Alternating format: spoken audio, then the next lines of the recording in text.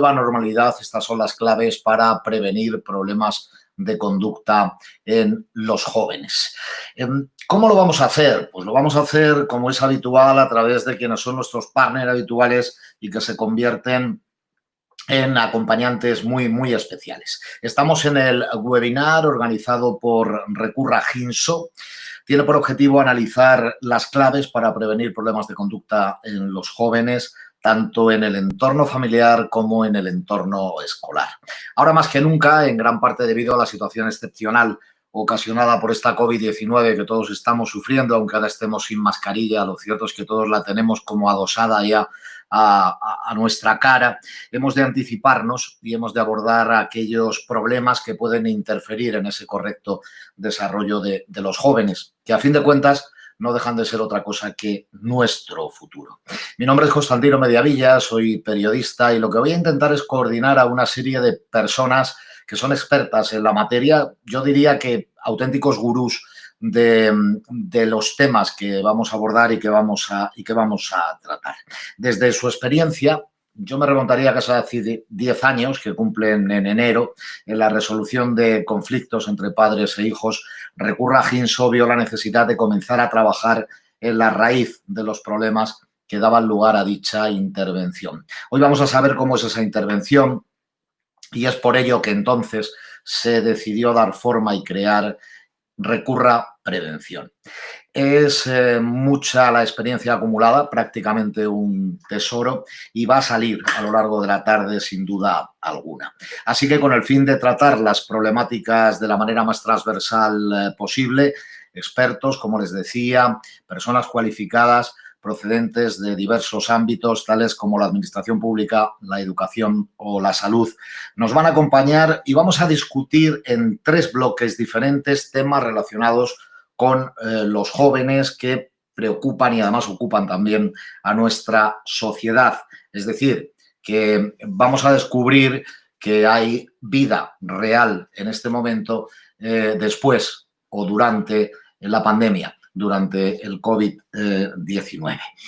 ¿Cómo van a ser esos bloques? Pues no se lo voy a desvelar todo, porque de lo que se trata es de que a través de la página web de la propia Recurra Ginso, a través del canal de madriddiario.es, en YouTube también, a través de Twitter, a través de Facebook, a través de las redes sociales, tengamos la posibilidad de poder interconectarnos y que, por lo tanto, estemos todos, muchos de ustedes que están como público en este momento asistiendo, pero que van a poder participar a través del chat, por supuesto, y trasladar las preguntas que entiendan necesarias y oportunas, y además nuestros ponentes, a los que sin más dilación y en lo que tiene que ver con la primera mesa voy a ir presentando.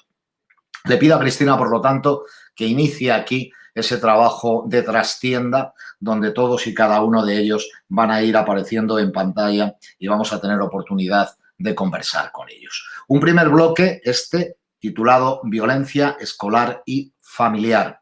¿Cómo prevenir para evitar intervenir? Lo que es lo mismo, se lo preguntaremos ahora a don Javier Urra, que es doctor en Psicología Clínica y presidente de la Comisión Rectora de Recurra. Más vale prevenir, diríamos. Voy a ver si le veo al señor Urra, a ver si tenemos oportunidad de saludarle y de verle, por lo tanto, en pantalla. Don Javier, buenas tardes. Muy buenas tardes, mi querido y admirado Constantino. Muchísimas gracias porque nadie mejor que tú puede llevar esto porque lo conoces, porque lo vives y porque sabes que la educación, como dice mi buen amigo que ya le vemos, Leo Farache, la educación lo es todo. Don Leo Farache, muy buenas tardes. Mutee usted el micrófono y lo escuchamos. Dele a la teclita del micrófono. Sí, ya, hecho, ya. Ahí. Encantado de verle. Muy buenas tardes, muy buenas tardes. General de la Asociación de Agencias de Medios y socio de Educar es Todo. Que como han visto además, no hay nada como que nos eduquemos en estas nuevas tecnologías. Leo, tranquilo, si el señor Urra ha conseguido educarse en la nueva tecnología, está claro que esto ya es verdad. Es verdad. Oye, por cierto, solo una cosa. Gracias a todos los que están en la trastienda, que es el caso de Alicia, que es el caso de Cristina, pero sobre todo decir que esto lo estamos compartiendo más de 600 personas, de la policía, del Colegio de Psicólogos, maestras, muchísima gente, pero más de 600 personas estamos ahora mismo conectados y, como ha dicho Constantino, todos vamos a ser parte porque los que nos ven tienen mucho también que enseñarnos. Me falta don Andrés Crespo, que le debemos tener por ahí o le debemos tener a punto de incorporarse, si no, Cristina, me dices. Ahí veo a don Andrés, buenas tardes. Hola, buenas tardes, ¿qué tal? Muy buenas tardes. Bienvenido. Tiene usted un cielo muy azul, no será de noche, no estará usted en el Caribe. No, que va, es la ventana. Ah, bueno. Pues se ve un cielo madrileño y un cielo prácticamente velazqueño. Es inspector de educación, es coordinador del equipo de apoyo contra el acoso escolar de la Subdirección General de Inspección Educativa. Verán ustedes, por lo tanto, que tenemos un trío de ases. Ahora vamos a ver cómo lo jugamos. Lo vamos a jugar de la siguiente manera. Yo les voy a ceder 5 minutos a cada uno de ustedes para que hagan una primera exposición en el tema global de la mesa. Violencia escolar y familiar. ¿Cómo prevenir para evitar intervenir? Javier, más vale prevenir, decía yo. Pues sin duda, yo parto de la experiencia de 32 años trabajando como psicólogo en la Fiscalía de Menores, he trabajado en un centro de reforma, participo en el programa de Recurra Ginso ahora con padres e hijos que tienen conflicto. Mira, cuando al final tienes chavales que cometen hechos contra sí mismos, contra los demás, contra su familia, al final te das cuenta de que la justicia pone tiritas cuando te están bombardeando. Es en la educación, en el autodominio, en la empatía, en el cariño, en el gustar de lo bello, en el contacto con la naturaleza, el saber pedir perdón, todas esas características que nos hacen tan humanos, más allá de las nuevas tecnologías que nos dan posibilidad de comunicarnos, ahí es donde hace que unas personas acaben generando mucho conflicto para sí mismo y para los demás y otros no. Por lo tanto, lo es la educación, que no es solo informar, que no es solo conocer, que no es solo Google, que es hacerse preguntas, que es hacerse planteamientos. Mira, me llama la atención, Constantino, tú que eres un magnífico periodista, que ahora los mayores, los vulnerables, estamos diciéndole a los jóvenes ser cuidadosos porque nos podéis ser vector de transmisión de la enfermedad. Y sin embargo, cuando los jóvenes nos han comentado, oye, que estamos acabando con nuestro planeta, con nuestra madre tierra, pareciera que los adultos venimos a decir, bueno, este es un problema de las distintas generaciones, de mis hijos, de mis nietos, pero no nuestra. Creo que la educación es pasión, que es la curiosidad de un niño que puede tener 85 años por aprender, por comunicar, por gustar.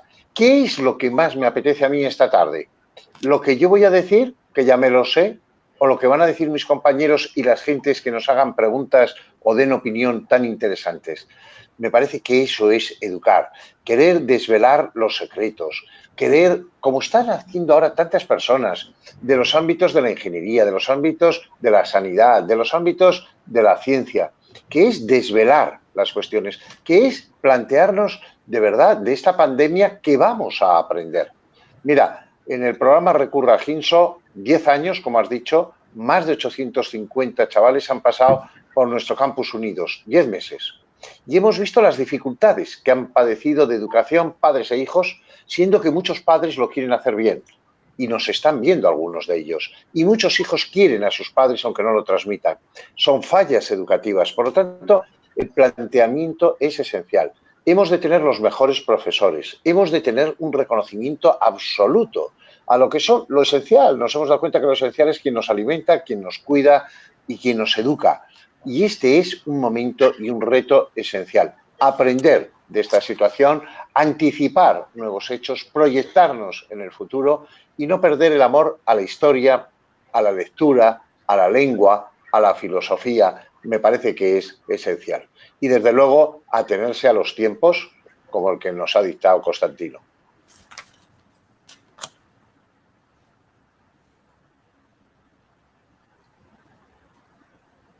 ¿Constantino? Pues veo que Constantino se ha quedado ahí congelado, ¿no? Pareciera. Bueno, pues nada, yo puedo seguir otros minutos o puedo dar ya el paso a Leo. Leo, ¿tú puedes seguir ahora? Leo, ¿me escuchas? Sí, estaba previsto, yo creo, Javier, que participara primero Andrés, pero yo hago perfecto. como tú digas. Nada, pues Andrés, adelante Andrés, por favor, nada. Andrés, pues, adelante. Por Pues cierto, bueno. un inspector educativo absolutamente comprometido en todo y con una sensibilidad especial, lo puedo confirmar, contra el acoso escolar. Adelante, Andrés, por favor. Pues muchas gracias, Javier, por darme la oportunidad de participar. Cuando he visto el título Violencia escolar y familiar, nosotros tenemos que tener en cuenta que desde la escuela se trata de actuar desde el primer momento de la violencia. Es verdad que tenemos una serie de leyes educativas, unas leyes que van en cascada desde lo más general a lo más específico, que tratan de prevenir, que tratan de detectar, que intervienen cuando se produce esa violencia. Pero todo esto no sería nada si no hubiera un concurso de todos y de cada uno de los agentes educativos de la escuela. Con la nueva reforma, en este último año, en el 2019 y en el 2020, ha habido modificaciones de los decretos de convivencia. El decreto de convivencia y las normas de convivencia tienen su origen en el artículo 124 de la Ley Orgánica de Educación, que dice que los centros tienen que tener unos planes de convivencia estructurados dentro de lo que sería la estructura general del centro, dentro de la programación general anual. Pues bien, en la Comunidad de Madrid se ha modificado el decreto por el decreto 32/2019 y se han implementado una serie de novedades que, como siempre, los tiempos van tan rápido, se ha tenido que intervenir con otro nuevo decreto que modifica parcialmente, sobre todo en relación a los medios informáticos, los teléfonos móviles en los centros y el uso que pueden hacer los alumnos de ellos. Hay que tener en cuenta que el decreto 32/2019 incorpora una serie de novedades y lo que hace es recoger legislación dispersa. Por ejemplo, los derechos de los padres, los deberes de los padres, los derechos de los alumnos, los deberes de los alumnos, que en algunos casos se desarrollaban en leyes antiguas, pero que siguen en vigor, como es la Ley Orgánica del Derecho de la Educación, se han introducido de tal manera que se les ha dado una nueva visibilidad para que los padres sepan cuáles son sus derechos, pero también, lo que es muy importante, cuáles son sus obligaciones. Una obligación de colaborar en la convivencia, pero no solo una obligación de colaborar, es también el deseo que se tiene de la Administración de que los padres participen a través de los órganos, a través de las asociaciones de padres de los alumnos, a través del Consejo Escolar y también de un órgano muy importante a la que se le ha dado una nueva relevancia, como es la Comisión de Convivencia dentro del Consejo Escolar. De tal manera que no solamente hagamos lo que nos dice el centro, sino que nosotros aportemos también, seamos oídos, nuestras ideas se plasmen en aquellas normas y en aquellos planes y acciones determinadas que tiene que hacer el centro. Acciones que se van a plasmar en líneas generales en el plan de convivencia del centro que todos los centros tienen obligatoriamente que tener y que se tenía que haber finalizado el curso anterior, en junio de 2020. Pero no solamente eso, sino que tenemos un plan de acción tutorial que nos va a determinar en cada aula qué es lo que vamos a hacer cuando se produce la violencia, para prevenir esa violencia, cuando la violencia se exterioriza, cómo tenemos que cambiar las conductas, cómo tenemos que modificar las conductas, qué pasa si ocurre un acoso escolar, cómo podemos introducir en nuestros alumnos, en nuestros jóvenes, aquellos valores que hacen que tengan una conducta acorde y no violenta, no discrimina, que no discrimine, que sea igualitaria. Pues todo esto lo tienen que tener estructurado los centros de tal manera que sea además conocido por toda la comunidad educativa.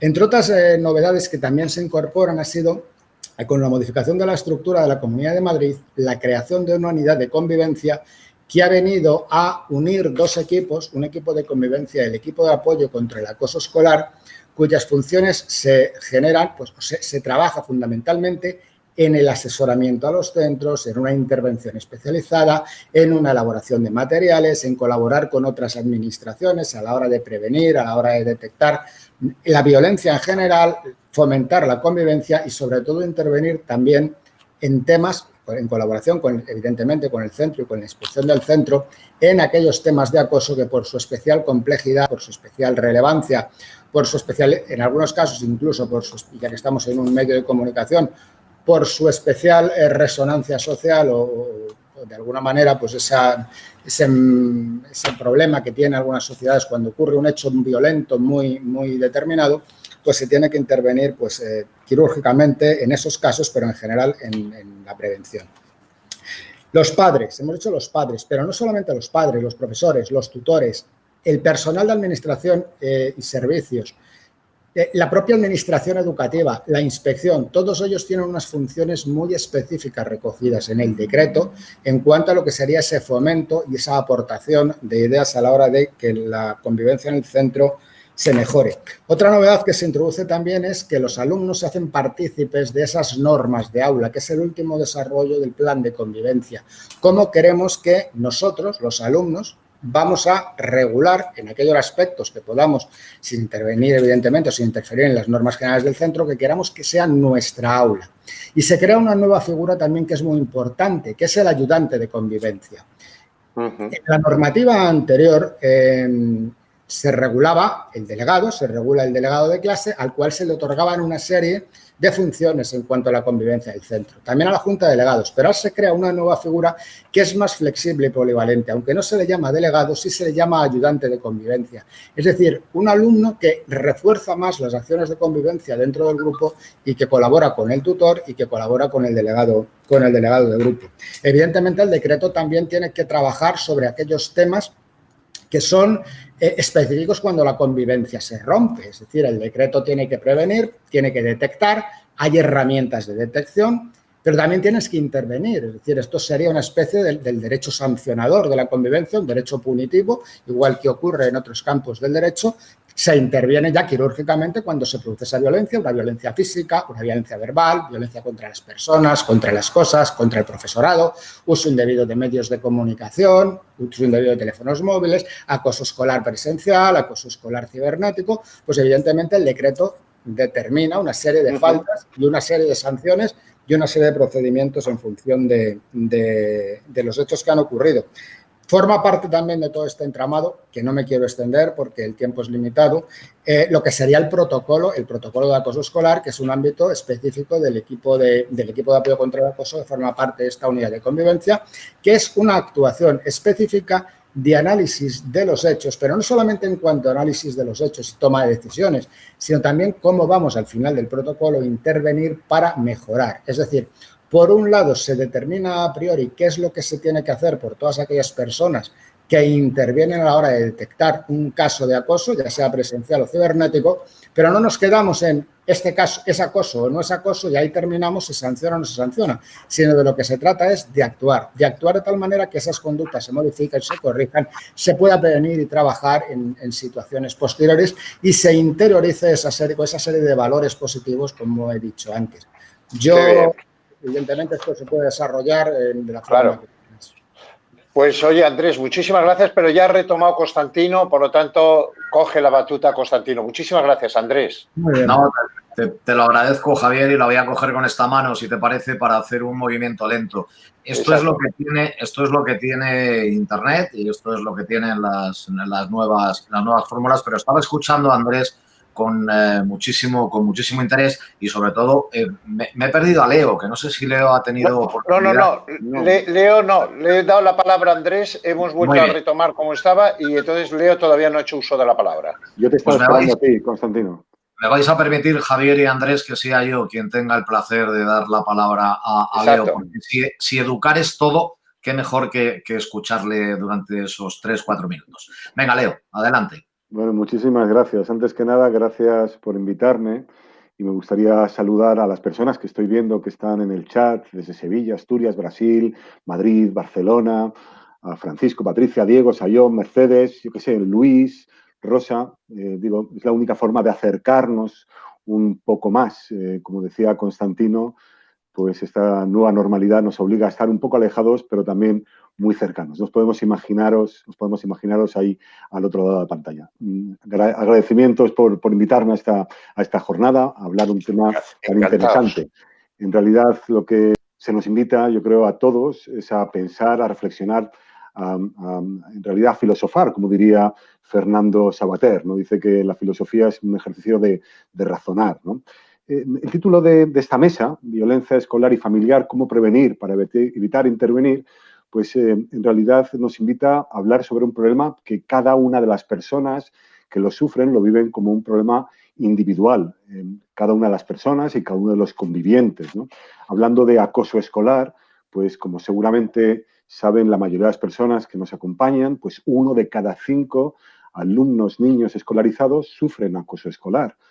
Solamente el 15% de esos alumnos se atreven a hablar con sus padres o hablar con sus profesores. Ese es un enorme drama. Invito a leer este libro que cayó en mis manos hace unos días, se llama Invisible, cayó en mis manos el pasado viernes y está a punto de terminarse, de un autor que se llama Eloy Moreno, y que supongo que debe ser un libro autobiográfico y que refleja perfectamente en una novela que, por cierto, después de 2 años de ser publicada, pues sigue siendo la preferida entre las novelas juveniles de autoestima, de valores, de virtudes. Un libro maravilloso, ¿no? Yo también fui víctima en su día también del acoso escolar y no hablé con mis profesores, no hablé tampoco con mis padres. Dije inicialmente que este problema es un problema individual, pero no sé si coincidirán ustedes conmigo que las sociedades sanas son aquellas que son capaces de resolver esos problemas individuales a través de la inteligencia colectiva. Sí, porque tenemos muchos problemas individuales. Eso es un problema, como hemos dicho, grave, y yo creo que las sociedades sanas seremos capaces o deberíamos ser capaces de resolver esos problemas individuales a través, como decía antes, de la inteligencia colectiva. Tenemos muchos problemas y vamos a tener muchísimos más problemas individuales que vamos a tener o no la posibilidad de resolver colectivamente. De eso quiero hablarles durante los próximos 3 minutos y hacerlo desde una doble perspectiva, desde la intuición, desde la opinión, pero también desde los datos, ¿no? Ya nos ha demostrado ese enorme psicólogo que es premio Nobel, colega tuyo, Javier, que es Daniel Kahneman, Sí. también, yo qué sé, pues Jonathan Haidt, cuando hablan precisamente que no nos dejemos engañar por nuestras intuiciones, por nuestras razones, sino que también procuremos sosegarnos a través de los datos.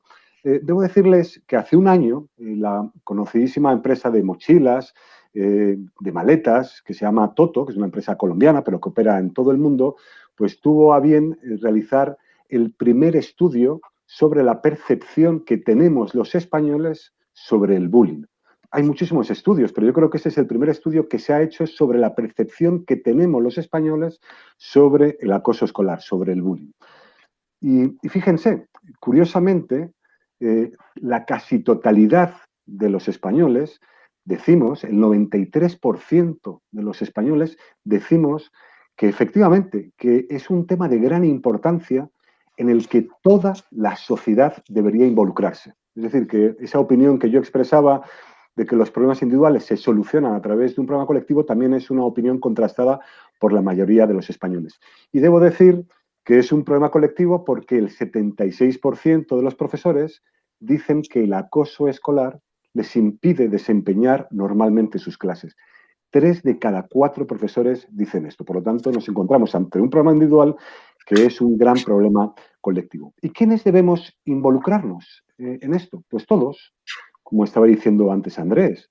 Debemos involucrarnos las familias, los profesores, la escuela en general, debe, en definitiva, los alumnos, la sociedad en general. Y hay algunas cosas que creo que necesitamos, ya para acabar mi intervención, creo que debemos mejorar, que debemos intentar mejorar para lograr precisamente lo que aquí se nos propone, que es cómo prevenir para evitar intervenir. La primera de las cosas o asuntos que propongo es el respeto a los profesores. En esta misma encuesta, el 82% de los profesores dicen que creen que las madres y padres no contribuimos precisamente a ese respeto. El 82% de profesores piensan eso, ¿no? Que se les respete suficientemente. Creo que esto es algo fácil, ¿no? Cualquiera de nosotros que tengamos hijos parece razonable que estemos al lado de nuestros profesores, respetándoles. Respetamos a nuestros jefes, ¿por qué no vamos a respetar también a los profesores que tanto ayudan a nuestros hijos? Formar equipo con los profesores sería la segunda de las iniciativas que propondría en este trabajo en equipo. Otro movimiento que se llama Equipo Educativo, pues recogió que 8 de cada 10 profesores decía que quería colaborar más con las familias. Por lo tanto, también díganme que eso no es difícil, ¿no? Eso sí, hace falta tiempo, hace falta cariño, hace falta amor, lo que se presupone que las madres y padres tenemos por nuestros hijos. Otro asunto, formar a los profesores. Des en cuenta, el 16% en la investigación que financió, que promovió Toto, solamente el 16% de los profesores reconoce estar preparado para las situaciones de acoso escolar. Anda, pues parece que también eso nos permitiría mejorar el trabajo colectivo. Cuarta propuesta, y son 5, que la empresa participe como una aliada de la educación. Es el principal agente económico, pero también un agente social de primer orden. Debo decirles que pueden hacerlo pues ayudando a la escuela, a los profesores, pueden ayudar a sus empleados, pueden ayudar también comunicando educativamente, haciendo acciones de responsabilidad social corporativa. En la investigación de equipo educativo se venía a recoger que el 95,8% de los profesores creían que era vital el papel de las empresas en la conciliación familiar y laboral en beneficio de la educación. Así pues, también la empresa forma parte de ese gran equipo educativo que permite prevenir para evitar intervenir. Y en definitiva, que cada uno de nosotros, y esa sería la quinta propuesta, que cada uno de nosotros con nuestra conciencia, con nuestros actos, seamos capaces precisamente de prevenir para evitar intervenir, que actuemos para evitar intervenir. Diré que el coordinador del informe PISA, Andreas Schleicher, nos recuerda que el dinero es un factor que correlaciona bien con el progreso educativo, no perfectamente, correlaciona bien. Normalmente, si se invierte inteligentemente dinero en la educación, conseguimos progreso educativo. Pero recuerda algo muy importante, como un gran descubrimiento. Dice, hay algo que correlaciona muchísimo mejor que el dinero, y es el ambiente educativo. Ese que formamos Constantino, Andrés, Javier, Leo y todos los que nos están viendo, todos los que nos rodean, nuestros vecinos, nuestros amigos, nuestros profesores. Por lo tanto, esa sería mi propuesta. ¿Cómo prevenir para evitar intervenir? Hagamos equipo educativo. Hagamos equipo educativo, vamos a ponerlo en nuestra pizarra, esa que le gusta a Javier Urra apuntar, y permítanme que les traslade algunas de las preguntas que están llegando al chat. Bueno, han dicho cosas, hay quien les dice que muy bien, que muy buena frase la de Leo, que acaba de terminar. Para Andrés, sin embargo, dice, usted tiene razón, don Andrés, pero siempre vamos a lo mismo. Leyes, decretos, normativas, etcétera, que no están mal, pero ¿cuándo se va a actuar? Muchas de las veces llega tarde. Siempre decimos que son los centros educativos los que tienen que aplicar las normas de convivencia. ¿No sería mejor desde el Ministerio de Educación, dentro de la ley educativa, en vez de tanta normativa que muchas de las veces no protegen ni a las víctimas, don Andrés, ni a los agresores? Ábrame el micrófono, si es tan amable. Sí, bien, ahora ya sí, ¿no? Bien, precisamente las normas están para proteger, y las normas y las sociedades tienen que tener unas normas con las que regularse. El sistema jurídico español es un sistema en el que hay una normativa básica del Ministerio que luego se desarrolla por las comunidades autónomas. Esos decretos lo que están es garantizando que tanto el supuesto agresor como la víctima tienen sus derechos, sus obligaciones y los procedimientos de investigación absolutamente garantizados. Es verdad que eso solo no basta, y eso es la actuación cuando todo lo demás ha fracasado. Tenemos que actuar, como decía Leo, en la prevención. Esa prevención que también está previsto, no lo podemos dejar al albur de lo que el centro quiera. De ahí los decretos y de ahí las normas que dicen a cada cual lo que tiene que hacer. Unas normas generales que luego se concretan en cada uno de los centros, pero los centros no actúan sobre el vacío.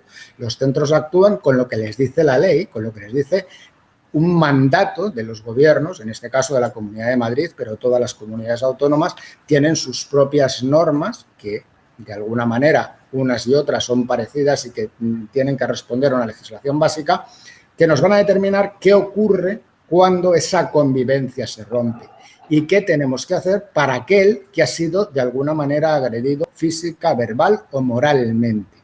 No podemos, lo otro sería actuar sobre la nada. Toda sociedad necesitaría, se dice, hay un dicho que es donde hay sociedad, hay derecho. Ubi societas, ubi ius. Pues bien, nosotros tenemos que actuar porque una ley nos permite actuar y garantizar los derechos de todos, protegiendo a todo el mundo. Y no hay que perder de vista una situación.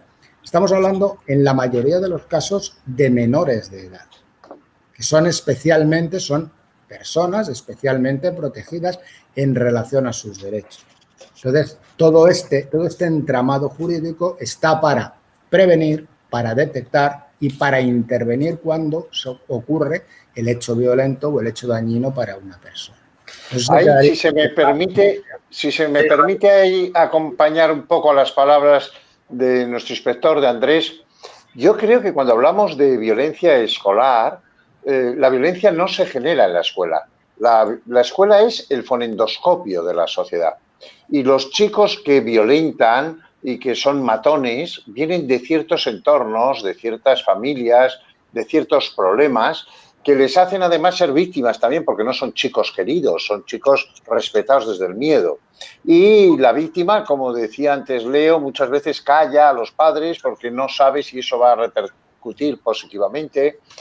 Total, que al final lo que tenemos que hacer es educar a los educadores, que son los padres, que es la familia, que es la sociedad, que son los medios de comunicación, que es la red social. Ahora bien, nos estamos encontrando, por ejemplo, en que hay jóvenes ya, bueno, niños de 11 y 12 años que hacen un consumo de pornografía violenta. Claro que eso es un disparador el día de mañana para sus relaciones de pareja y de otro tipo. Por lo tanto, a veces les estamos dando productos tóxicos. La educación hoy es obligatoria hasta los 16 y, como bien sabe Andrés, hay quien ha planteado, desde Ángel Gabilondo, otros, ampliarlo hasta los 18, pero digamos que la escuela es el contenedor de una serie de problemas que nos vienen ya desde fuera, a veces desde muy corta edad, y que no está tanto en la herencia ni en la psicopatía, sino en fallas educativas graves, porque se puede educar bien, se puede no educar y se puede educar negativamente contra los otros y ser, por lo tanto, muy destructivos.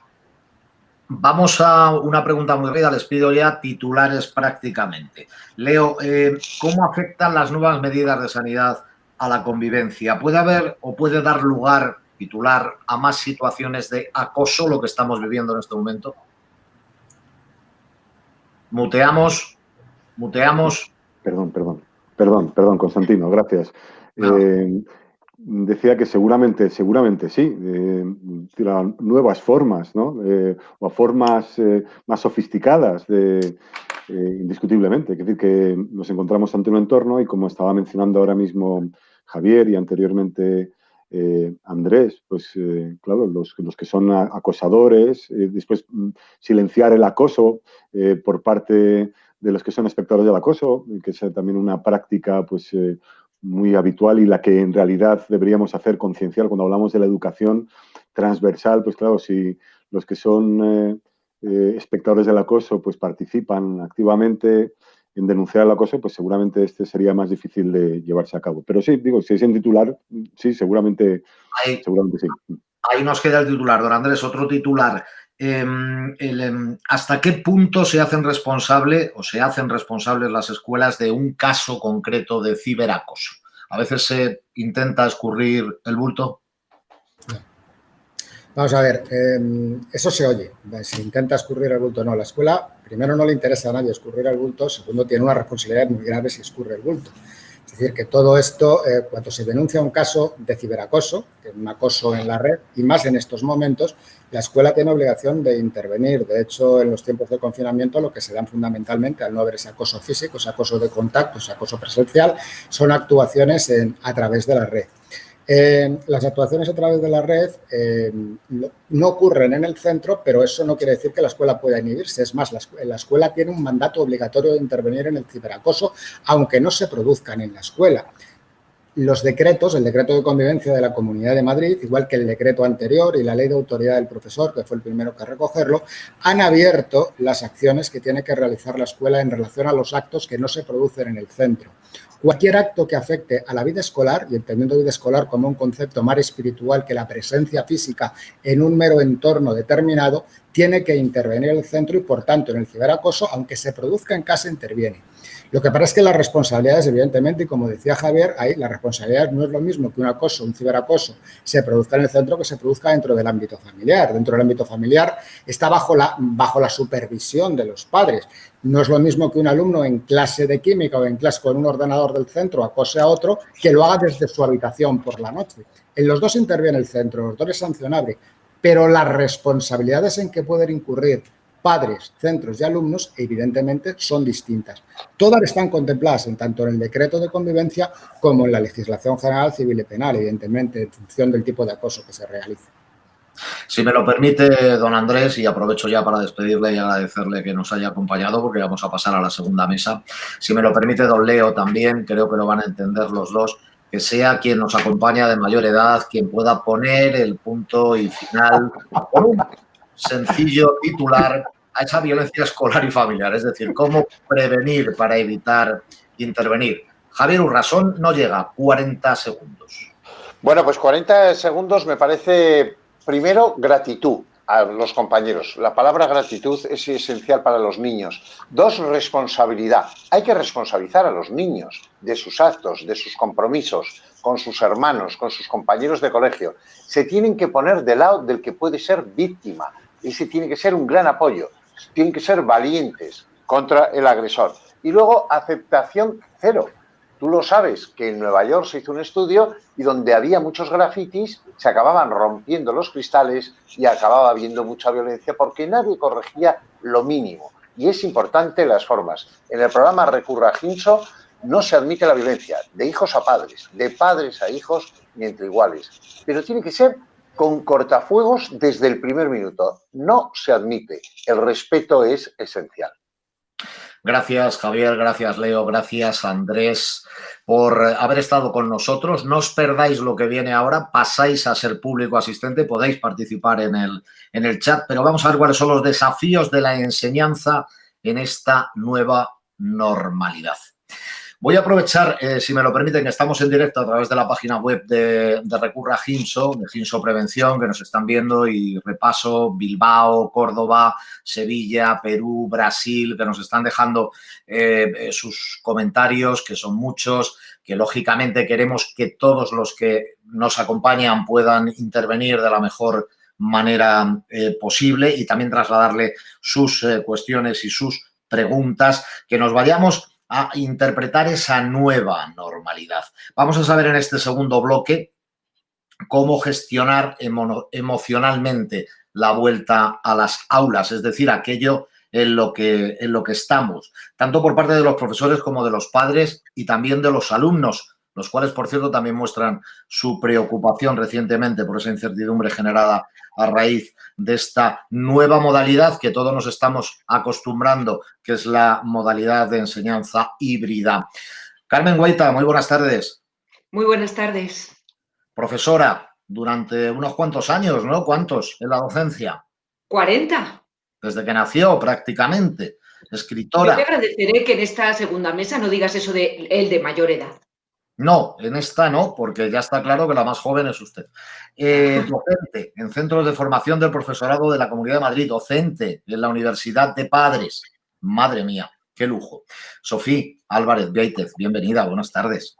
Buenas tardes a los dos. Buenas tardes a ti. Le digo yo a usted, psicóloga y subdirectora de Recurra Prevención, Hinso, y una de las personas, uno de nuestros gurús favoritos y que seguro que nos va a aportar también una parte de luz en torno a este asunto. Voy a hacer lo mismo, tenemos 19 minutos por delante, yo creo que nos va a dar tiempo, por lo tanto, a todos, y ninguno de nosotros desaparecemos, incluido yo mismo.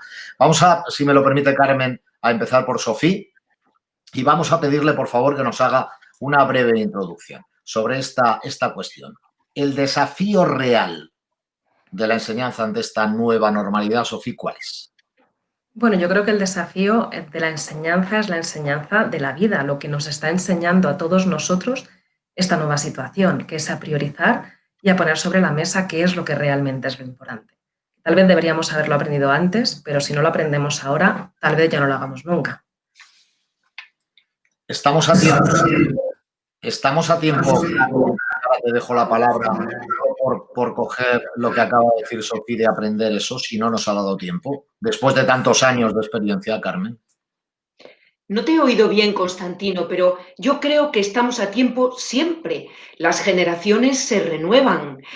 Cada niño que viene, entra en la escuela o entra en la vida de una familia, tiene todo por delante y no hay nada escrito. Precisamente porque no sabemos cómo va a ser el futuro, creo que es muy importante reflexionar sobre lo que debemos conservar, de nuestra herencia y de nuestro presente. Carmen, ¿cómo ha sido esa vuelta a las aulas? muy diferente de todo lo que has vivido? Bueno, yo tengo que confesar que en febrero del año 2020 cerré la puerta de mi aula después de 40 años, pero me dio la sensación de que había cerrado con un portazo muy fuerte, porque a partir de marzo es como que todo se desmoronó. Ha cambiado la situación. Evidentemente, yo ya trabajaba con la pizarra digital, ya entraba en mi clase la red con toda su ola de información, pero ha cambiado totalmente. Estamos, como dice Stefan Zweig en el libro Memorias Estelares de la Humanidad, como estaba Vasco de Gama cuando vio por primera vez el Océano Pacífico, que dice que entró y lo probó, bebió, para ver si era salado, como el Atlántico que él acababa de dejar atrás. Pues nosotros estamos igual ante un inmenso océano nuevo y tenemos que entrar a probar a ver si hay algo salado ahí en ese océano, alguna referencia que a la que nos podamos aferrar. Sofía, esa navegación a la que se refería Carmen, desde el punto de vista psicológico, ha supuesto adaptarse al terreno.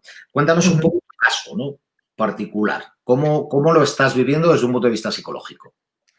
Bueno, yo empezaría en realidad por hablar de la nueva normalidad, porque esta mesa es los desafíos de la enseñanza en la nueva normalidad. Y yo me pregunto, ¿qué es la nueva normalidad? Gran pregunta. Una de las claves psicológicas, porque fíjate, al final no sabemos lo que es. Y yo creo que eso es algo súper positivo, porque es una oportunidad. Sabemos los noes, sabemos que no podemos tocarnos, que no podemos compartir, que no podemos juntarnos, pero ¿cuáles son los síes? Por ejemplo, yo con esta nueva normalidad como todos los días con mi pareja. No lo habíamos hecho en 20 años. Entonces, creo que las claves psicológicas están en gestionar la incertidumbre, en hacer una buena gestión emocional y desde ahí ser capaces de adaptarnos a los cambios, a los positivos y a los negativos. Carmen, yo me pongo a preguntaros y estaría conversando con vosotras y además cruzándoos y navegando toda la tarde. Pero queremos escucharos durante unos minutos, por favor. Cuéntanos, el origen de esta mesa incluye una ponencia de cada una, donde tenéis la posibilidad de lanzar, vamos tomando nota, y a partir de ahí os podemos repreguntar. Es tu turno, Carmen. 3 minutillos te pongo, 4. 3 minutos. Estábamos ante el nuevo océano, probándolo, a ver si es salado. ¿Qué clase de sal debemos conservar? A mí me parece muy importante conservar la comunicación cara a cara.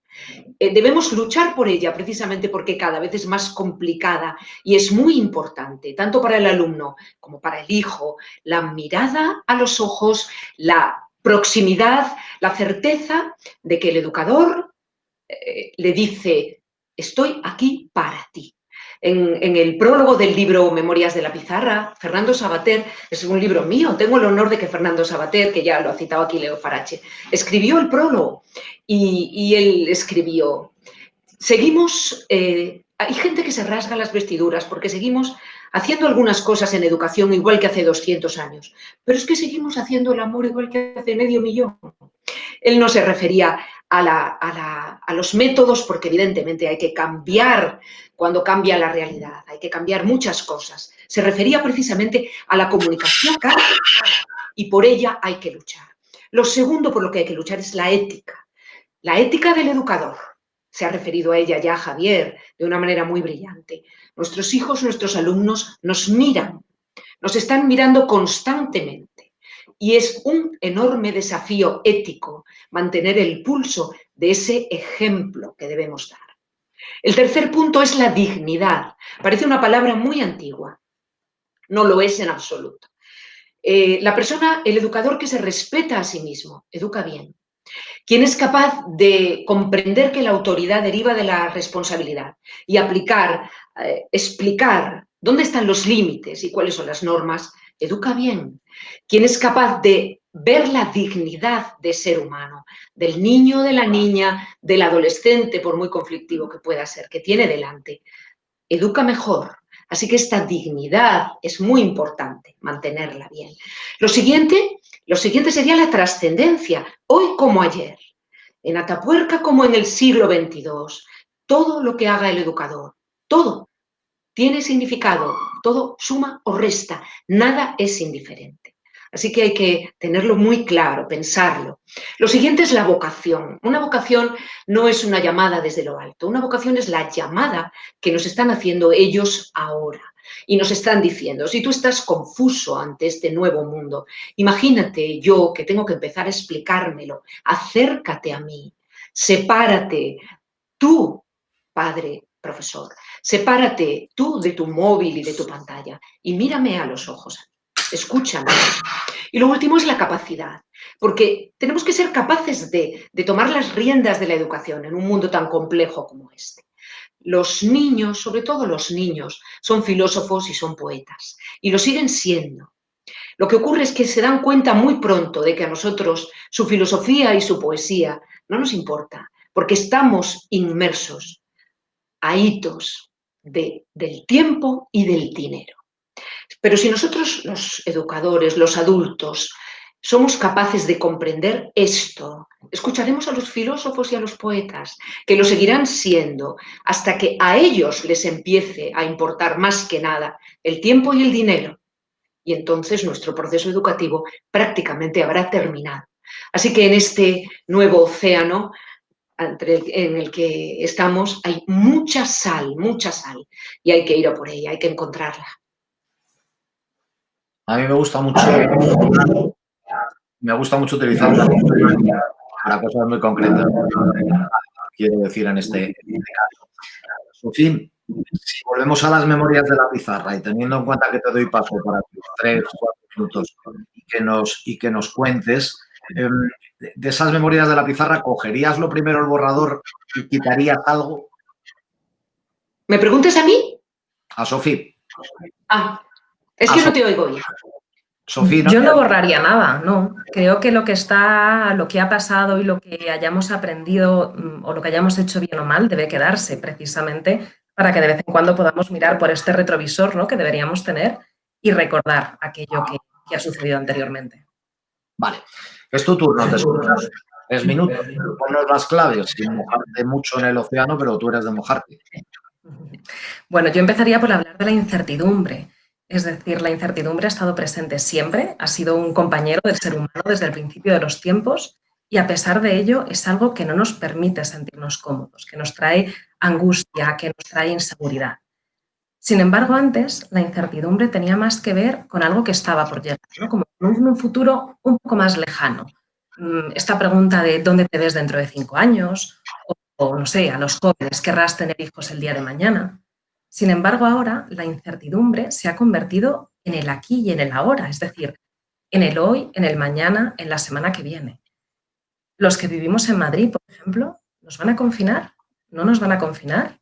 ¿Los niños van a poder bajar al parque la semana que viene? ¿Seguirán yendo a clase dentro de 10 días? ¿Cómo vamos a pasar las próximas Navidades? Es decir, la incertidumbre está en el aquí y el ahora más presente que nunca. Y creo que es fundamental que nosotros los adultos aprendamos a manejarnos con ella para entonces transmitirles más seguridad y menos ansiedades a los niños. Y habría un par de claves. Por ejemplo, una sería ser flexibles. Las personas que son más rígidas tienen más dificultad para adaptarse al cambio. Con lo cual, si somos capaces de ser flexibles, tendremos menos miedo a esos cambios que además son naturales. Es decir, la vida es evolución, la vida es que nos pasen cosas nuevas. Además, podemos prepararnos, podemos prever los distintos escenarios que podrían darse y cuáles podrían ser nuestras respuestas ante ello.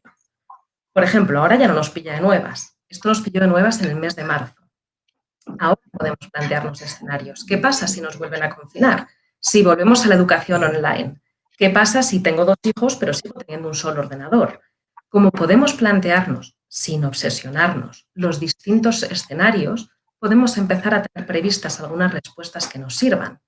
Pero sobre todo, lo más importante para gestionar la incertidumbre es centrar el foco en lo que podemos hacer, en lo que depende de nosotros. Porque muchas veces ponemos el foco en lo que depende de otros, de los políticos, de los padres si soy el profe, de los profes si soy el padre. Entonces, ¿qué es lo que yo puedo resolver en primera persona? Y fijaros, también es verdad que llevamos meses oyendo hablar de los famosos EPIs, estos equipos de protección individual que nuestros profesionales pues, al principio tenían, que poco a poco ha ido habiendo suficientes en los hospitales. Y yo os pregunto, ¿habéis preparado vuestros EPIs emocionales? ¿Habéis preparado a vuestros hijos? ¿Habéis preparado a vuestros alumnos para que tengan esa protección emocional que necesitan? Lo preguntabas antes, Constantino, ¿estamos a tiempo si no lo hemos hecho? Estamos a tiempo, pero no dejemos pasar más, ¿no? Es decir, vamos a ponernos a ello, porque esto es fundamental. Es decir, para hacer una buena gestión emocional, uno, por ejemplo, debe hacer un buen diálogo interno. Ese diálogo nos calme, nos acompañe. Si yo preparando esta ponencia lo que pienso es, Dios mío, me toca hablar a la vez que Carmen Guaita, que tiene muchos más años de experiencia, va a hablar Javier, que sabe muchísimo, va a hablar Leo, eso me ayuda a concentrarme y a estar tranquila de cara a mi ponencia. Y yo pienso, ay, qué bien, me toca hablar de un tema que me gusta, hay grandes profesionales en la mesa, está Constantino, con quien ya he participado en otras ocasiones. Ese diálogo interno a mí me va a calmar y me va a ayudar a gestionar mis emociones, con lo cual, fundamental ayudarnos, apoyarnos a nosotros mismos con ello. Luego, validar las emociones, las propias y las ajenas. Se nos da muy bien juzgar las emociones. Las emociones no se eligen, con lo cual admitamos que las que vienen, vienen, pero pongamos la energía en qué hacemos con las emociones. ¿Cómo hacemos cuando estamos contentos, enfadados, tristes, preocupados? Insisto, poner la mirada en el qué hacemos y no en cómo nos estamos sintiendo, porque eso no podemos elegirlo. Y sobre todo los niños, ¿no? Transmitirles que tienen derecho a estar asustados, a estar enfadados, a estar preocupados, a estar contentos. A mi sobrina la han confinado 15 días porque la profe ha dado positivo y está encantada porque son 15 días de estar en casa. Bueno, pues también tiene derecho, ¿no? Entonces, lo bueno de las emociones es que se contagian, es la magia que tienen. Y eso estaba diciendo también antes Carmen. Cuando tú tienes una emoción positiva y la compartes con otros, se hace más grande. Cuando tu emoción es negativa y lo compartes con otros, la compartes en el buen sentido, ¿no? Puedes hablar de ella, puedes hacer que los demás entiendan lo que te está pasando, esa emoción se hace un poco más pequeña, ¿no? Como que se hace un poquito más fácil de llevar. Entonces, sobre todo a los profes y a los padres, a los adultos, mucho autocuidado, mucha psicohigiene. Si no os cuidáis a vosotros mismos, es difícil que podáis hacerlo con los demás. Y esa responsabilidad siempre recae sobre el adulto, ¿no? Vamos a cuidar de los niños, vamos a cuidarlos primero nosotros, ¿no? Que no se nos olvide esta parte. Y por último, me gustaría hacer hincapié en una parte que me parece que es fundamental y es que ahora mismo corremos el riesgo de reforzar y de fomentar la individualidad. Y ya vivimos en una sociedad que cada día es más individual. Cada vez hay más familias que no tienen hijos, cada vez hay más niños que son hijos únicos, más personas que viven solas. Entonces, en estos tiempos que nos hace aislarnos del resto, sería muy fácil vivir realmente solos. Y yo lo que os propongo es totalmente lo contrario. Cuanta más distancia física tengamos que respetar, más cercanía emocional deberíamos fomentar. Porque ahora es el momento de verdad de hacer comunidad con mayúsculas. Esto que se llama comunidad educativa no se llama así simplemente, porque si la comunidad educativa es ese círculo de personas que comparten algo muy importante. Entonces, vamos a buscar en este momento cómo hacerlo, que sería fomentando la empatía, el respeto, el preocuparnos por nosotros, sobre todo preocuparnos por el que está a nuestro lado. Entre todos cuidarnos de tal manera que nosotros estemos bien y el de al lado también lo esté, ¿no? Y luego Carmen hablaba de la comunicación. Dime, Constantino. Es que te iba a decir una cosa.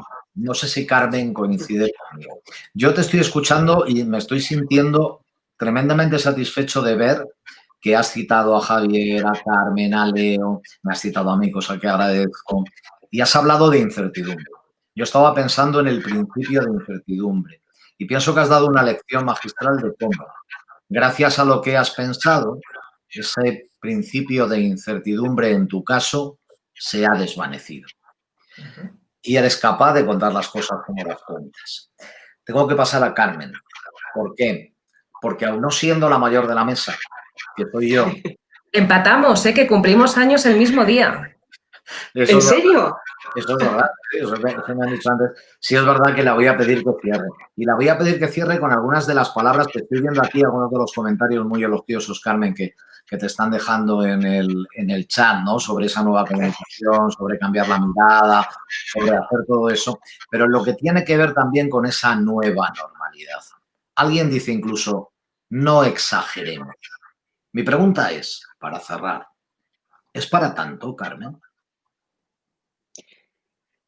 Sí, claro que sí, claro que sí. Estamos ante un gigantesco cambio de rumbo de la historia y de las relaciones humanas.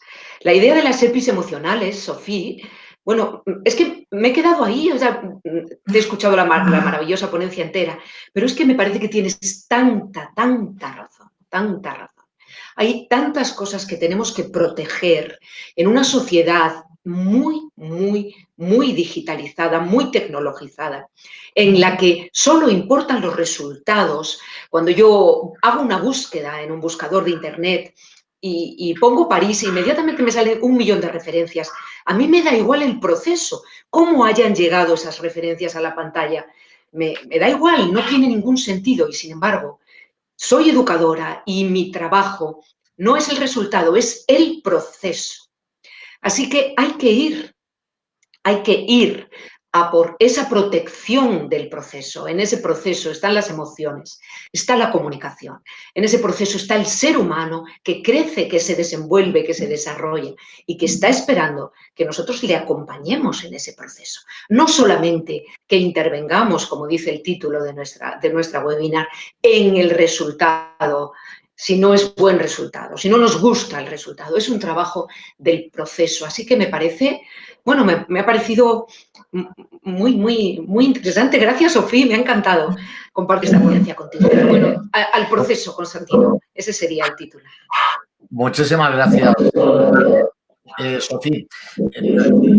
Hagamos una última cuestión que tiene que ver con algo que has comentado y veo aquí a propósito del qué y el cómo. Has hecho una distinción, leo textualmente, a propósito de ¿es más importante el qué que el cómo?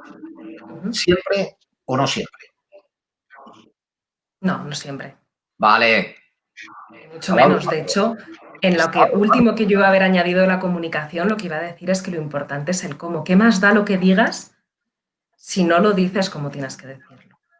Es decir, ¿cómo lo haces, ¿no?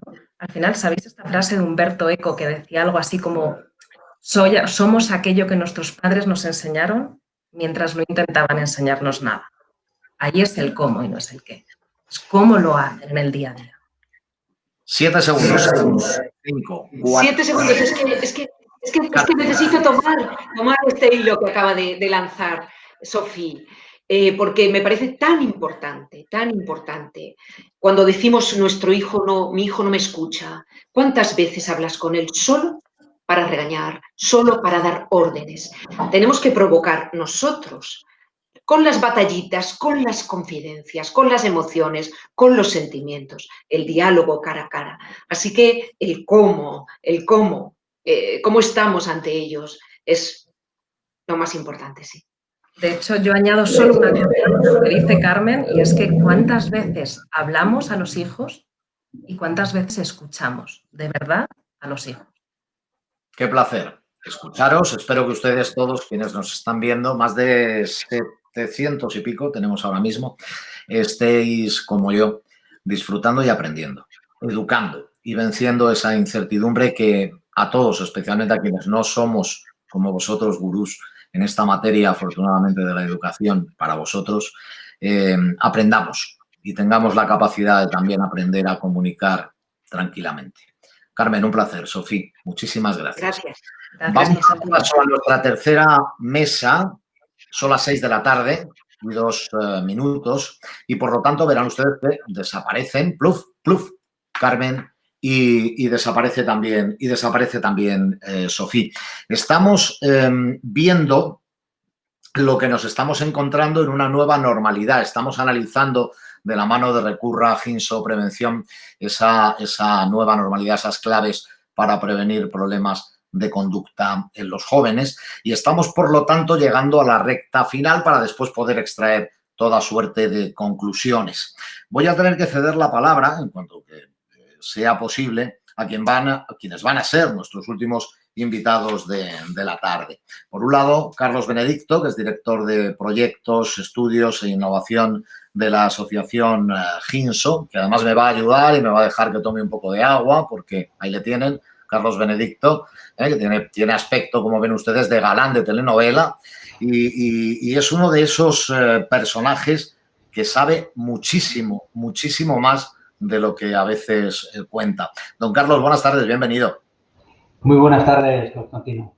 Que llevo aquí un rato sin dejar la palabra y me han dicho, hombre, si Carlos se atreve, teniendo en cuenta a quien tiene de partner esta tarde, o de partener, según ya que estábamos en la cosa de las series televisivas, seguro que le va a encantar, pero no voy a decir yo quién, aunque la estamos viendo en imagen, aunque más tarde sí me gustaría hablar con ella. Así que, don Carlos, es su turno. Pues la verdad es que te lo agradezco enormemente, Constantino, porque para mí sí era a nivel personal importante poder presentar a Ana Cristina hoy, que es la protagonista indudable de esta mesa.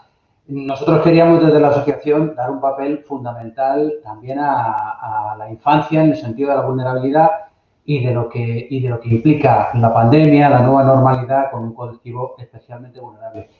Pensamos que la persona ideal, indudablemente, es Ana Cristina Gómez, que es la subdirectora general de protección en la Comunidad de Madrid y vicepresidenta de la Comisión de Tutela, y es la máxima responsable en todo el ámbito que implica la protección en situaciones, en la intervención en situaciones de protección con menores en nuestra comunidad.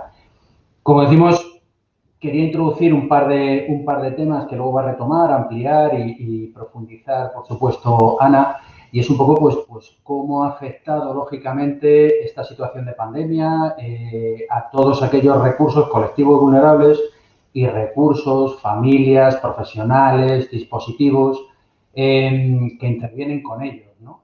Obviamente ya nos va a explicitar más la complejidad que ha sido adaptarnos, que lo ha sido a todos a nivel personal, pero imaginaros en nuestros colectivos, en estos recursos, adaptarnos a esas nuevas legislaciones, nuevas dinámicas que día a día van surgiendo y con este colectivo tan vulnerable que ya de por sí es complejo, ¿no? ¿Cómo viven estos menores? La realidad, por ejemplo, estar en un centro de protección, lo relevante que es para ellos mantener unas rutinas, lo relevante que es poder participar de actividades de ocio, tiempo libre, y de repente hay un bloqueo y tienen que volver a ajustarse a otra normalidad, ¿no?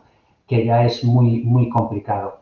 Obviamente nosotros nos denominaban recursos esenciales también, ¿no? Hemos podido y hemos tenido que estar trabajando en la situación de pandemia y adaptándonos a todas esas situaciones. Yo creo que nos han sorprendido precisamente la capacidad de adaptación de estos menores. Al final, todos teníamos un poco la sensación de a ver cómo se adaptaban los chavales y eso podía dar lugar a más problemáticas y creo que ha sido justo al contrario, ¿no? Los chavales, una vez más, nos han dado lecciones de la capacidad de adaptación, de flexibilidad, con todas esas nuevas circunstancias que poco a poco íbamos teniendo y su conducta y su comportamiento siempre ha sido ejemplar. Otro de los aspectos que creo que Ana nos va a poder ofrecer una buena visión es derivado de hemos visto ahora multitud de estudios, ¿no? De investigaciones que han ido haciendo hincapié en todos aquellos aspectos psicológicos, sociales, que podía estar implicando esta situación de pandemia. Hay algunos estudios muy centrados ya en la infancia y en la adolescencia, como es el de la Alianza para la Protección de la Infancia y la Adolescencia, un organismo codirigido por UNICEF y Save the Children, que ya detectaba que obviamente había un claro aumento del riesgo de vivencia de situaciones de maltrato y de violencia intrafamiliar. Había varios aspectos ahí importantes. El mero hecho de aumentar el tiempo de convivencia dentro de la propia familia, pues eso lógicamente hace que aumente el riesgo si en este caso conviven maltratador y víctima menor. Pero también es importante que encima en una situación de pandemia nos hemos encontrado con una disminución de recursos. Obviamente los recursos estaban más orientados a lo que es la pandemia en sí y todos, incluyendo el propio control social que podemos ejercer todos como personas que podamos vivir, vivenciar, escuchar una situación de maltrato, pues todos hemos estado en otras cosas, ¿no? Entonces, quizá ahí hemos fallado algunas veces en esta detección, ¿no? Incluso hay un documento de INSPIRE, que es publicado por la Organización Mundial de la Salud, que habla de que se triplica el riesgo de vivencia de esa violencia dentro del ámbito familiar. Yo creo que eso también, Ana, nos puede ampliar ese contenido, incluso con algunos aspectos legales también derivados de la propia legislación, de la reforma 2015 de la Ley de Protección y demás. Bueno, yo quiero dejarla a ella el máximo tiempo posible, o sea que creo que con lo que he dicho como introducción puede ser suficiente y sin más, Ana, el tiempo para ti, por favor.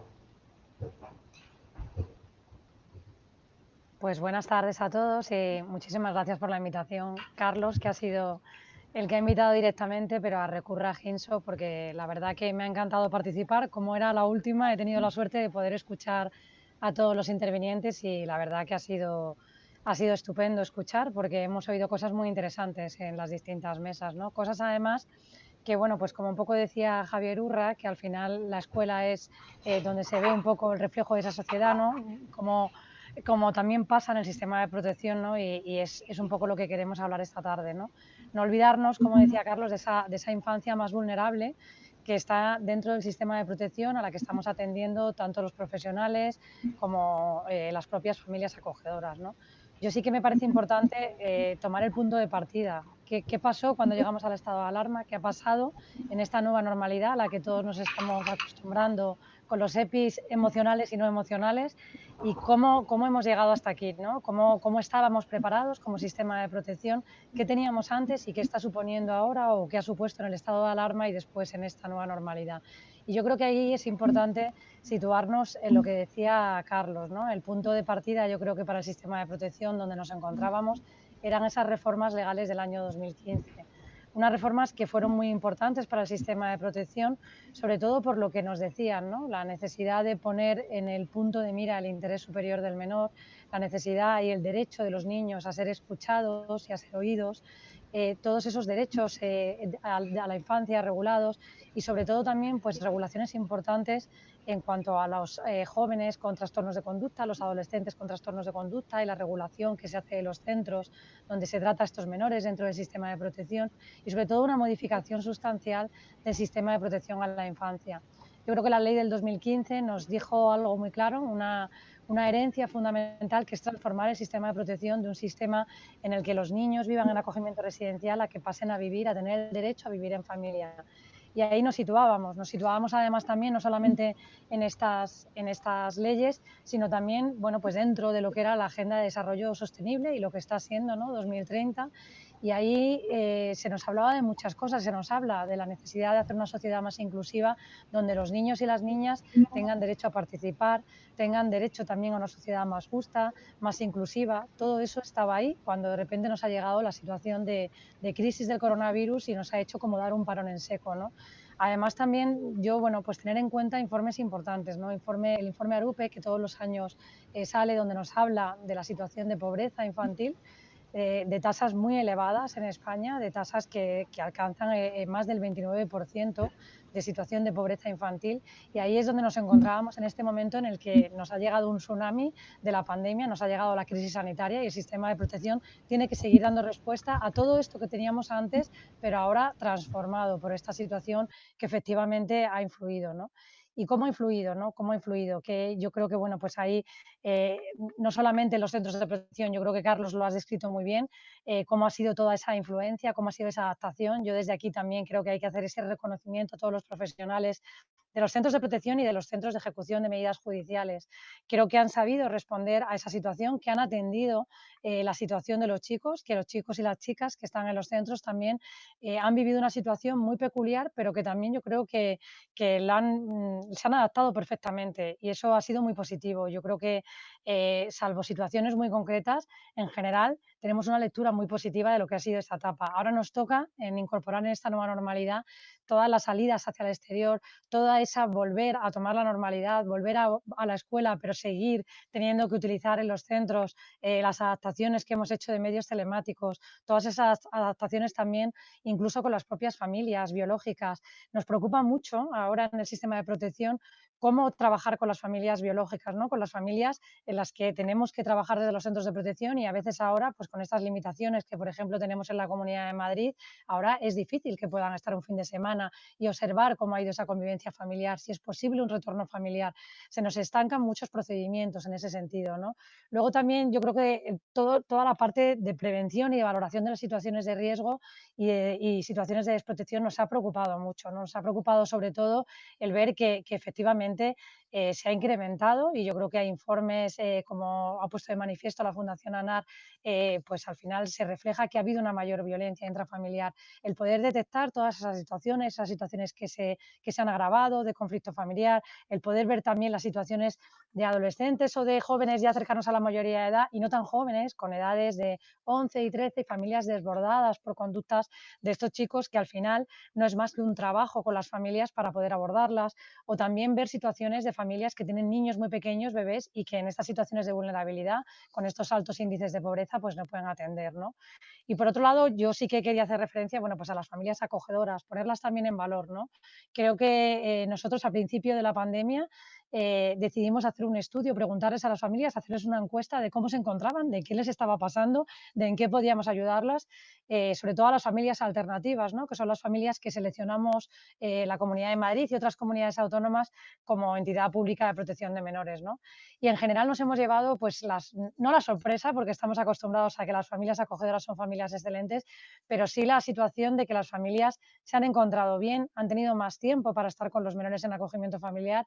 A veces incluso ha servido para tener un mayor aprendizaje de la experiencia de convivencia familiar que a veces llevaban poco tiempo y a veces también ha habido crisis, sobre todo en las situaciones pues de adolescencia, en la que la doble vinculación con las familias biológicas y acogedoras siempre es más complicada. Pero sí que yo creo que todo el reconocimiento a ellas, porque esta situación pues la han sabido adaptar muy bien a las necesidades. También incluso nos hemos llevado sorpresas en un programa, por ejemplo, como el de Vacaciones en Familia que tenemos, que todos los años salen niños de los centros de protección con familias que se ofrecen para estar en verano y que tengan una experiencia de vacaciones. Ha habido multitud de ofrecimientos, muchos más ofrecimientos de lo que esperábamos. Hemos subido como en 30 con respecto al año anterior, de esa solidaridad, ¿no? Que yo creo que en estos tiempos de crisis también aflora la solidaridad de las familias y eso pues nosotros lo hemos notado en familias acogedoras que se han ofrecido para estas situaciones. Y no sé cuánto tiempo tenemos, nos ha perdido Constantino y no sé si podemos seguir hablando de adopción o de otros temas o él nos va a hacer preguntas. No quiero, como sé que en Ana, todos han sido como 10 minutos, no quiero yo alargarme más de la cuenta estaba sin aquí, el permiso de Constantino. Ana, estaba aquí escuchándote. Además estaba pensando, entre Carlos, que ya le he presentado, pero Ana, que le he dejado a él, porque sé que le hacía especial ilusión el poder charlar directamente contigo, pues yo lo que he hecho es un discreto en el foro, es decir, aquí en Madrid, en la comunidad autónoma, que Ana y yo la conocemos y la frecuentamos mucho, es hacer un mutis por el foro, ¿no? Es decir, desaparecer pero estar a vuestro lado. A mí me parece interesantísimo lo que has dicho y además me parece muy interesante sobre todo que hayas estado escuchando. Ha sido una de las claves, yo diría, de esta jornada, ¿no? De esta mini jornada, porque en realidad vamos a estar 1 hora y media juntos. Pero si empezamos a recordar cosas de las que se han dicho, probablemente, Ana, tú ya te has enfundado ese EPIs emocional, ¿no? Que ha dicho Sofía. Bueno, yo creo que nos lo hemos tenido que enfundar todos rápidamente, para vivir esta situación personal y profesional. Yo creo que quien ha podido, porque es verdad que también hay muchas situaciones pues de gente que no puede, ¿no? Por sus propias circunstancias, hemos tenido que ponernos los EPIs emocionales y bueno, y ponernos a actuar. Porque la realidad es que yo creo que también como sistema, desde lo que yo vivo, ¿no? Como sistema de protección hemos tenido que dar muchas respuestas a situaciones y ha sido importante estar y tener ese EPI puesto no solamente para nosotros, sino también para los niños y las niñas que están en el sistema, ¿no? Que bien tenemos que adoptar una medida de protección, que bien, yo sí recuerdo muy al principio de la pandemia, ¿no? Esos primeros días que todos con el teletrabajo tuvimos que adaptarnos y que el sistema siguió funcionando. Y recuerdo pues un compañero nuestro que nos mandaba un niño de los primeros días de la pandemia, el 15 o el 16 de marzo, yo creo que fue, que salía en adopción, ¿no? Entonces el sistema nos mandaba, ¿no?, a todos que nunca esos padres iban a saber, ¿no?, ni de los chats que teníamos, ni del teletrabajo, ni de las aplicaciones, ni las dificultades, pero el sistema tenía que seguir funcionando y tiene que seguir dando respuesta, tanto como soporte a los centros y a los profesionales, como sobre todo a esos niños y a esas niñas, ¿no? Yo creo que en ese sentido también me parece importante, vamos, por lo que es y por lo que a lo mejor es casualidad o a lo mejor no, ¿no? El día que tuvimos el decreto, el 9 de junio me parece que era, el decreto de nueva normalidad, fue el día que se aprobó también el anteproyecto de ley de violencia contra la infancia. Ya está en tramitación parlamentaria y fue ese mismo día, ¿no? Que viene empezar la nueva normalidad con un proyecto ya de ley, ya no un anteproyecto, sino un proyecto de ley de lucha contra la violencia contra la infancia, ¿no?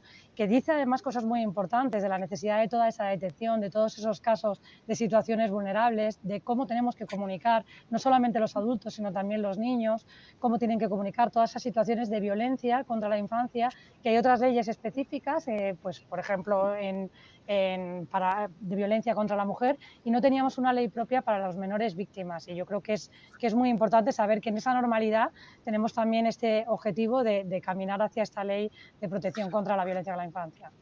Ana, os toca muy de cerca esa nueva normalidad, este COVID-19, una familia de acogida. ¿Tenéis datos? ¿Se han multiplicado los problemas o por el contrario se han capeado mejor de lo que era previsible? Pues mira, en las familias de acogida, lo decía un poco antes, yo creo que ha sido mejor de lo previsible. Al principio incluso nosotros estábamos preocupados por esta situación y hicimos un pequeño estudio con las familias en el que les preguntábamos, ¿no? Es verdad que hay situaciones que han ocurrido y que han podido traducirse en conflictos concretos, pero en general ha sido un periodo, así nos lo dicen las familias, sobre todo las familias que tenemos con menores en acogimiento permanente, que son los que están de una forma más estable con las familias acogedoras.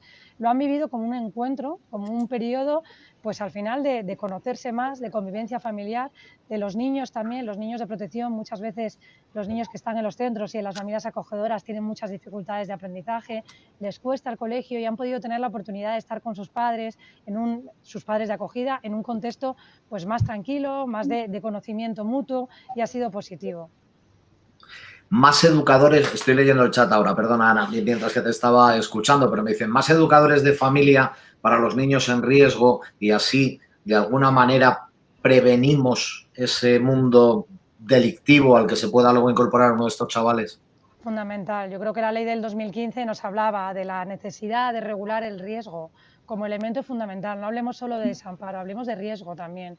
Yo creo que es fundamental todos los programas preventivos que se puedan poner en marcha, al final van a repercutir en una mejora y en que no llegue lo que nosotros vemos, ¿no? Nosotros al final somos la última puerta como sistema de protección, donde las familias ya, cuando necesitan una ayuda urgente, temporal, que no pueden atender a sus hijos a través de una guarda, o bien cuando hay situaciones de desprotección, de desamparo, de maltrato emocional o de negligencia, tenemos que intervenir. Todo lo que podamos hacer antes, pues será bienvenido, sobre todo porque estamos viendo, ¿no? Sobre todo ahora vemos muchas situaciones también de muchos adolescentes que llegan al sistema cuando ya a veces nosotros lo único que podemos hacer es una respuesta institucional, una respuesta de ayuda temporal, de ayudar a esa transición a la mayoría de edad, pero realmente todo lo que podamos hacer desde la prevención es fundamental. Yo creo que eso sería el gran reto del sistema de protección, realmente trabajar en prevención y trabajar desde el riesgo para que todos esos programas realmente repercutan en el sistema de protección.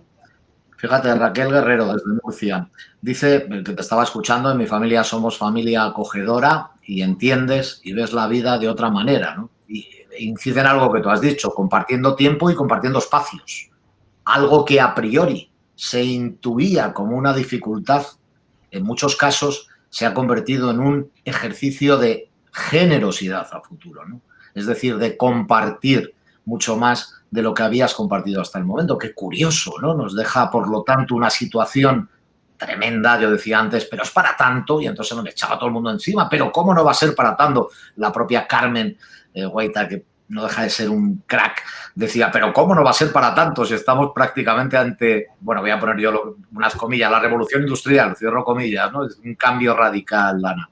Sí, yo creo que es verdad lo que dices y lo que dice Carmen, ¿no? Yo creo que esto, claro que es para tanto, pero si nos abstraemos de esa situación de crisis sanitaria, de las consecuencias que va a tener después, de toda la precariedad que al final se va a evidenciar y esas situaciones de vulnerabilidad familiar, si estamos en contextos pues en el de una familia acogedora. Al final, el tiempo que han tenido pues para estar con los menores muchas veces es tiempo de convivencia que en una ciudad como Madrid a veces no se tiene. A veces vamos tan corriendo que lo que nos supuso el confinamiento fue parar un poco a las familias, y para las familias acogedoras sí que nos reflejan esa realidad, ¿no? He podido conocer más. También nos lo dicen también los propios adoptantes, ¿no? Pues las familias adoptivas que se han incorporado niños en este proceso, y con todas las dificultades que ha habido, han tenido periodos de convivencia que a veces, al final, con una baja o tal, tú te tienes que incorporar al trabajo, pero no tienes esa posibilidad de convivir tanto, ¿no?, con un menor adoptado que acaba de llegar a tu casa y con el que hay que ajustar esa convivencia y mejorarla. Y esta etapa pues ha sido también para ellos en ese sentido positivo. Voy a hacer un pequeñito resumen, ya que podéis estar, si no os importa, 2 minutos, Carlos y Ana, conmigo, que tiene que ver un poco con lo que iba notando, ¿no?, de esas líneas generales que he ido viendo. Seguro que se me quedan un montón de cosas fuera. Aparte de ahora me he puesto Lepi, entonces me estáis viendo un poquito más raro, pero bueno, ya nos vamos habituando, ¿no? Se ha hablado mucho de prevención. Parece que se ha convertido en uno de los leitmotiv, ¿no? Claro, la prevención consiste en actuar de forma temprana, ¿no? Es decir, antes de que aparezca el conflicto. Empezábamos con Javier Urra hablando de ese tema al inicio de la jornada, con el fin de dotar a todas las personas de esas herramientas que le van a permitir afrontar pues, situaciones conflictivas, ¿no?, que es otro de los temas que ahora estábamos viendo, por ejemplo, en el tema de familias de acogidas, y que se puedan tomar decisiones adecuadas en su vida. Siguiendo con ese tema de la prevención, es verdad que evita o reduce consecuencias negativas y riesgos que un mal afrontamiento de los conflictos tiene para la persona y para todos aquellos, Ana, que en un momento dado le rodean. Dota de herramientas necesarias para saber afrontar cada una de esas situaciones. Y luego la promoción de las conductas prosociales, que es algo que a mí me parece muy importante y que es una palabra quizá que no usamos mucho, o quizá usáis mucho los que estáis muy dentro o muy en el epicentro de estos problemas, pero quienes estamos todos los días con políticos, con ministros, con consejeros, un poco más lejos de la parte técnica, de la parte del día a día, nos cuesta mucho pronunciar. Esa y valores que las definen, como la cooperación, como el respeto, como la corresponsabilidad, como el compromiso, palabras que he ido anotando en una pizarra imaginaria, que Carmen me decía que ella ha llegado a usar ya eléctrica o electrónica en este caso, y que yo a Sofía le decía que si borraba algo, y ella me decía, Ana, y contigo vamos a clausurar, que no borraba nada, que todo lo que ya está escrito nos sirve para poder seguir aprendiendo. Ana, vamos a cerrar. Claves para prevenir la conducta de jóvenes y estamos en la nueva normalidad. Déjanos una frase. Una frase para prevenir así, bueno, Pueden ser dos. Pueden ser dos. Pueden ser dos. Yo creo que estar con los jóvenes, escucharlos, ese derecho a ser escuchados me parece fundamental. Ha salido también antes, ¿no?, el dialogar, el dedicar un espacio para oírnos, para escuchar lo que dicen los jóvenes, y el poder, no siempre hay que atenderlo, pero hay que escucharlo y hay que valorarlo. Yo creo que eso ayudaría mucho a prevenir muchas situaciones, escuchar a los jóvenes. Más vale prevenir y más vale escuchar. Estamos en el cierre, son las 6:25 de la tarde. Habíamos dicho que poníamos el punto y final sin excedernos en este webinar. Queremos agradecer, si me lo permites, a Recurra Ginso, que nos haya permitido la posibilidad de contar con todos estos gurús. Carlos, gracias por habernos acompañado. Ana, muchísimas gracias por haber estado con nosotros y habernos trasladado también ese input. Y a todos aquellos que estáis todavía en el chat, a todos aquellos que estáis a través de madriddiario.es y de diariocritico.com y que estáis a través de la página de Recurra siguiendo estos temas que son esenciales y, como decía antes, son los que nos afectan cada día a todos y cada uno de nosotros. Será hasta la próxima. Muchas gracias a todos. Un beso. Buenas tardes. Buenas tardes. Chao, chao.